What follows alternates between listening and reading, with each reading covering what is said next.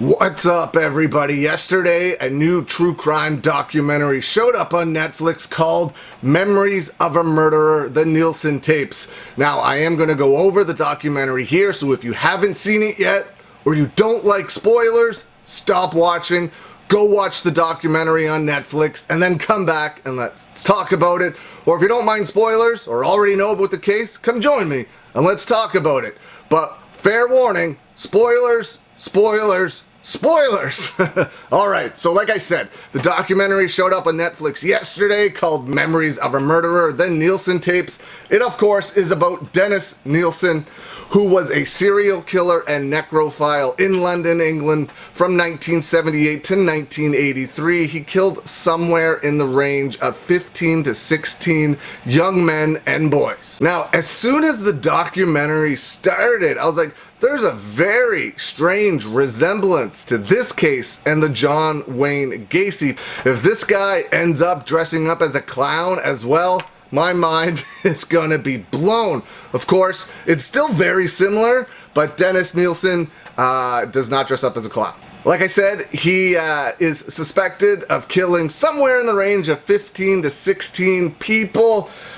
He kept his bodies under the floorboards where he lived for months before removing them and burning the decaying remains in a garden in his backyard.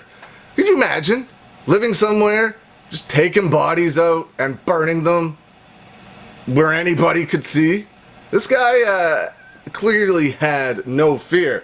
Once the bodies were burned, he would crush the bones and then put them all over the backyard garden.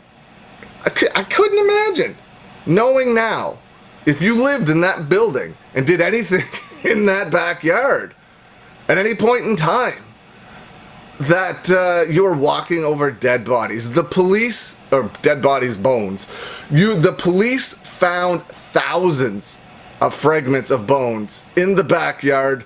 Neighbors saw him having bonfires, sometimes all day long, but didn't think anything of it. One of the detectives or police officers in the documentary was like, it was not like we were finding a bit of bone every couple of hours. It was every couple of minutes that they were discovering new bones from many different people.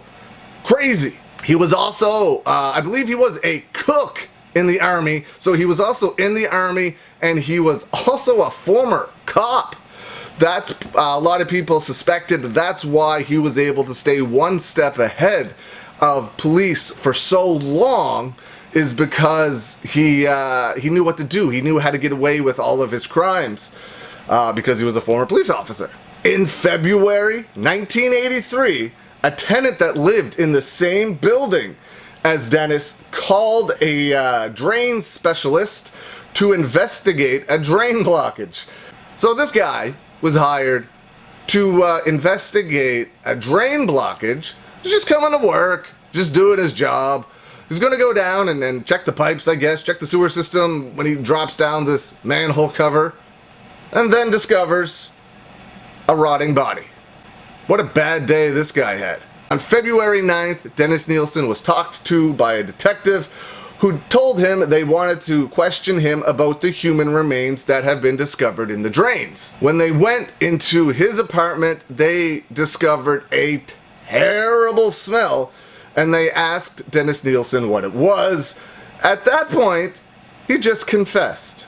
Just like, oh, it's just my garbage. He's like, no, there's bodies. He stated that the smell was because there were stored bags around the apartment, which included 2 dismembered heads and other large body parts. Then you're keeping the remains in your apartment? Sometimes under your floorboards, you're burning them in the middle of the day in your backyard and then crushing the bones and spreading them out like it's fertilizer? This guy had no fear, nothing. On October 24th, 1983, he pled not guilty to 6 counts of murder and 2 charges of attempted murder. He was pleading not guilty because of a mental defect. You might be wondering why he didn't get charged with all 15 or 16. Just because you confess to killing that many people, they still have to prove and have proof that links you to those crimes. Obviously, they couldn't find proof that linked him to all of the crimes he confessed. Sometimes people confess to way more than they actually did just for notoriety. On November 3rd, 1983, the jury was unable to reach a unanimous decision, but the next day the judge agreed to accept a majority verdict, and they delivered the verdict of guilty on all 6 counts of murder. I mean, and he also had a ritual in which he did with most of the bodies, where he would bathe and dress the victim's body, where he kept the bodies just fully intact for time after he killed them. One of the people in the documentary said that he sat on the sofa and just watched TV with the dead body. Luckily, he was found guilty on all 6 counts of murder that they were able to charge him with. The judge sentenced Dennis Nilsen to life in prison. Dennis Nilsen died in prison in 2018. Now, I highly recommend you go watch this documentary. It's absolutely crazy. I didn't talk or spoil everything that they talk about in the documentary, but there's a little bit more, and I want you to go watch it because it's absolutely bonkers. It's crazy. It's very similar to John Wayne Gacy, in where John Wayne Gacy killed young men, buried them. This guy, John Wayne Gacy, of course, buried them under his house. This guy buried them in his house in some cases.